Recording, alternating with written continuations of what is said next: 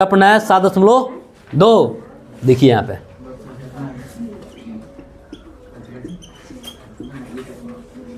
चलिए question number कौन सा जी? 4 है ना। 4 देखिए कह रहा है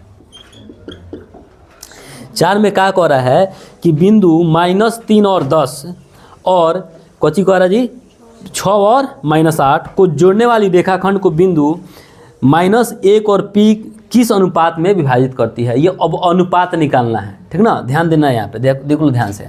मान लो ये लाइन है, ठीक है, ये लाइन हो गया, ठीक है। मान लीजिए बिंदु A जो है क्या दिया है, पहले का जो दिया था -3 और 10, -3 और 10, और बिंदु B जो है कितना दिया है, कितना दिया जी देखो तो कौन सा क्वेश्चन है यार, 6, हाँ 4 और -8 ये दिया है ना, 6 और -8, ठीक ना। तो देखो तो कह रहा है तो और एगो कोई बिंदु है, कोई भी यहाँ पे मध्य जहाँ भी हो, इधर उधर जहाँ भी हो बिंदु, ठीक ना, वो कितना दे रखा है -1 और 6। कह रहा है ये किस अनुपात में इस लाइन को AB लाइन को विभाजित कर रहा है, यही हम लोग को चेक करना है, यानी कि M1 और M2 ज्ञात करना है हम लोग को, ठीक ना। तो कुछ नहीं है, बस ध्यान देना है, ठीक ना। माना कि बिंदु A कितना है जी हमारा -3 और 10 है, B का बिंदु कौन सा है -8, 6 और -8 है ना। और विभाजित बिंदु कितना जी, विभाजित बिंदु कोई नाम दे दे इसका, चलो P नाम दे दिया, ठीक ना। P कितना है -1 और 6 है, ठीक ना। अब हम लोग को यही मान निकालना है किस अनुपात में विभाजित कर रहा है, ठीक ना। ये हमको निकालना है, तो चलिए निकालते हैं।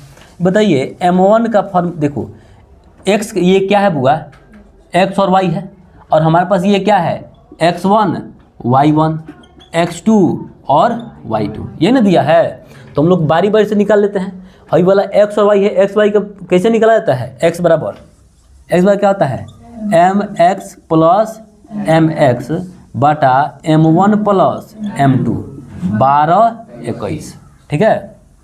तो देखना हमारा x का वैल्यू पहले से पता है कितना है -1, तो हम यहाँ पे -1 रखने में कोई दिक्कत है जी, x जगह पर बराबर, ठीक है। M1 हमारे पास कितना है, M1 नहीं पता, M1 पता है क्या, हमको वही तो निकालना है, वही निकालना है, M1 और M2 निकालना है। हम लोग क्या निकालना है, M1 अनुपात M2 क्वेश्चन मार्क डाल दिया, हमको ये निकालना है, हमको ये पता नहीं है, मैंने किस अनुपात में विभाजित कर रही है हमको नहीं पता है, तो वही अनुपात हम लोग को निकालना है, ठीक है।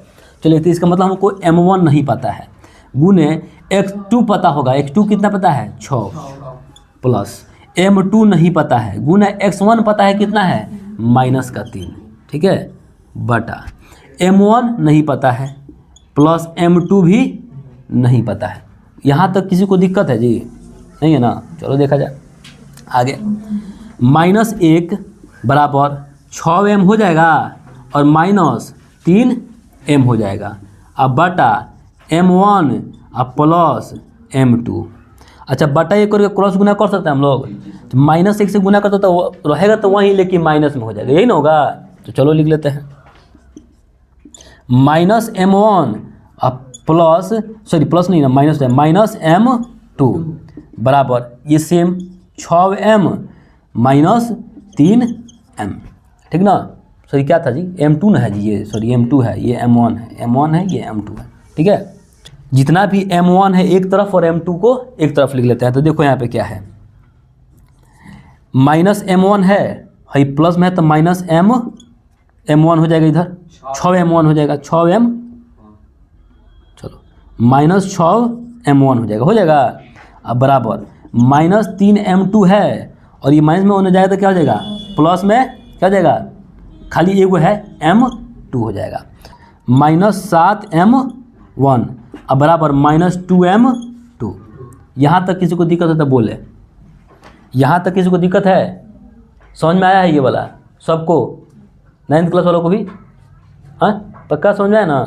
चलो देखो यहाँ पे ये माइनस से माइनस कट जाएगा तो क्या बचेगा बुआ, 7m1 अब बराबर 2m2।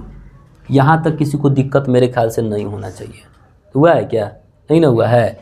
तो अब देखो बुआ एम वाले को एक तरफ और नंबर वाले को एक तरफ रख लेते हैं, रख लें तो रख लो यहाँ पे। देखो M1 है हई गुना में है तो भागे में M2 आ जाएगा, कोई दिक्कत नहीं है ना। ये 2 है हई गुना है तो भागे में 7 आ जाएगा, आ गया। देखो हई बाटा का माने नहीं अनुपात होता है, यानी कि M1 अनुपात M2 बराबर 2 अनुपात 7 आंसर। बात समझ में आया कि नहीं पूरी बताओ लोग सबको, भविष्य में लेता रहो पक्का